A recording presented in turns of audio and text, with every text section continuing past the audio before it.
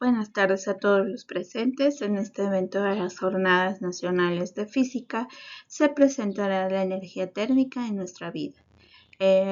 Esto es a cargo de la doctora Paula Ortega Vidal, la cual se encuentra realizando una estancia postdoctoral en la Universidad del Istmo en Oaxaca. Y bueno, comenzamos por entender qué es la energía térmica. La energía térmica la vamos a entender como aquella que se encuentra en un sistema y que se debe al movimiento de sus partículas. En este proceso nosotros vamos a tener tres efectos que van a ocurrir: la convección, conducción y la radiación. Como podemos observar en nuestra imagen, es un ejemplo que nosotros cotidianamente estamos en contacto, y es el proceso en cuando nosotros ponemos en el fuego algún recipiente con algún líquido y este está en contacto con el calor. Podemos ver que ocurren tres efectos. Ahora, con estos tres efectos nosotros estamos viendo que se produce energía térmica. Para entender un poco más, vamos a hablar de cada uno de ellos. Empezamos por el proceso de convección. Este lo vamos a entender como el calor transmitido de un líquido o en un gas como consecuencia del movimiento real de las partículas calentadas. ¿Esto qué quiere decir? Bueno, que cuando nosotros, por ejemplo, observamos en nuestro microondas y ponemos nuestro objeto y queremos que éste se caliente, podemos observar que empieza a haber un movimiento. Este movimiento lo que empieza a hacer es que las partículas que interactúan en nuestro alimento empiecen a tener movimiento. A este movimiento nosotros lo vamos a entender como el de convección. Una vez que estas han llegado a alcanzar una temperatura, pues precisamente vamos a tener nuestro alimento caliente. Entonces, el proceso de convección es un proceso el cual nosotros, si nos vemos, pues estamos en contacto con él. Quizá no es tan visible en el microondas, sino más bien cuando nosotros ponemos en la estufa algún líquido y podemos ver cómo este líquido comienza a ocurrir el proceso de hervir. Ahora, al estar hirviendo, nosotros vemos que las partículas comienzan a hacer un movimiento y que este movimiento nosotros lo vamos a conocer como el de convección. Ahora, siguiendo con esto, vamos a tener el otro que se llama conducción. El de conducción es el mecanismo de transferencia de calor en el que la energía térmica se transfiere de un punto a otro por medio de la interacción entre los átomos o moléculas de la materia. Como podemos observar en las imágenes, nosotros tenemos un objeto el cual está en interacción con el fuego. Una vez que éste está en interacción, experimenta un cambio de temperatura, y lo cual nosotros podemos percibir después de cierto tiempo. Entonces, la temperatura de este objeto cambia debido a la exposición con el fuego. Ahora bien, aquí nosotros podemos ver que esta energía térmica nos habla de que también es conocido como la condición de que se transfiere calor, y ocurre gracias a que tenemos presente el fuego.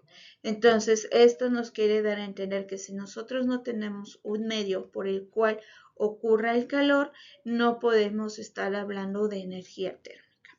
Ahora bien, también tenemos el otro efecto que nos hablaba de la radiación.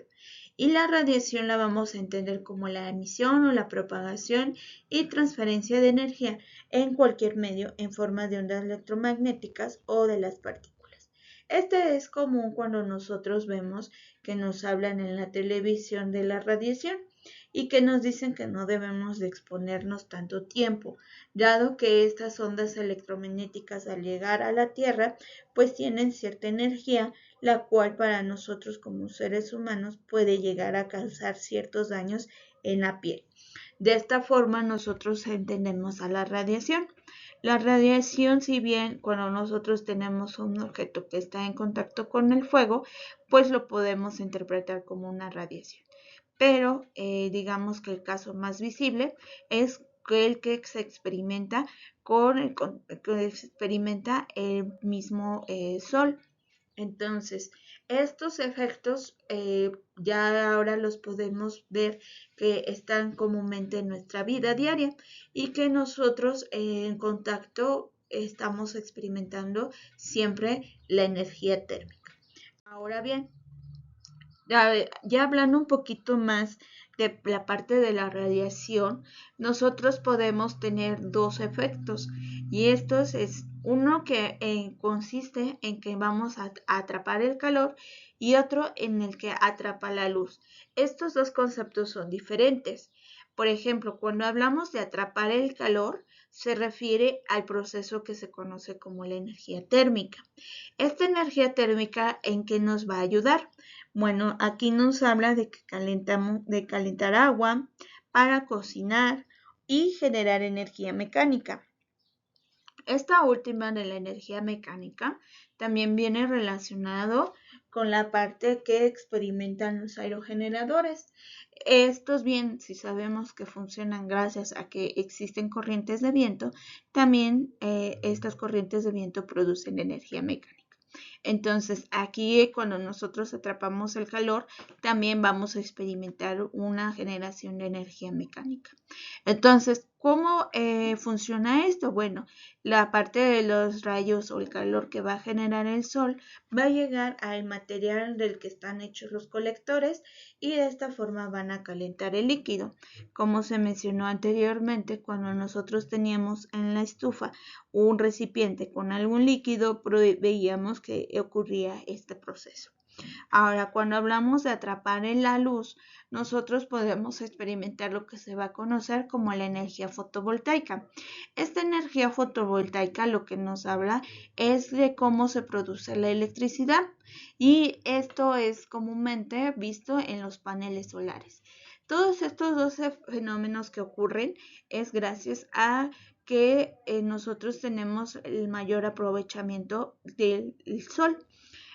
Claro que estos dos es posible en zonas en donde las temperaturas son altas y no hay nubosidad o incluso en zonas templadas pues es un poquito menos visible que en las zonas donde el calor es intenso. Entonces, para ver estos dos fenómenos, pues nosotros podemos verlos como aquellos que ayudan también a la conservación o ayudan al medio ambiente. Claro que la energía térmica no es simplemente que nosotros atrapemos el calor como lo dice la imagen, sino que también requiere de cierto material que sea el adecuado para que este proceso ocurra, a lo mismo que en la condición de la energía fotovoltaica. Si nosotros nos adentramos un poquito más en este tema, podemos ver que cuando nos hablan de las celdas solares, pues son sistemas que tienen ciertos materiales, los cuales hacen que toda la captación de luz sea la adecuada para que a su vez estos puedan generar energía eléctrica. Y siguiendo con esto, pues nosotros vamos a ver que los tipos de radiación son tres. Uno que se llama radiación difusa o dispersa, la cual consiste en cuando nosotros tenemos presencia de nubes. Las nubes actúan como un objeto difuso que comúnmente es lo que nos se llama en la materia de óptica. Y lo que nos hace es que toda la luz que entre a este objeto o que atraviese no pase totalmente, haciendo que la captación de calor sea menor. Ahora bien, si nosotros hablamos de una radiación reflejada, es cuando los rayos de luz o la luz que nosotros podemos percibir experimenta una interacción con el suelo. Entonces, al llegar al suelo, esta va a ser reflejada y de esta forma nosotros podemos apreciar que también la radiación que estaría llegando en este caso no sería total. Ahora bien, la radiación directa, como su nombre lo dice, es que aquí no obstruye ningún objeto su paso. Entonces, toda la radiación llega de forma total a nuestro objeto que se encarga de captar toda esta.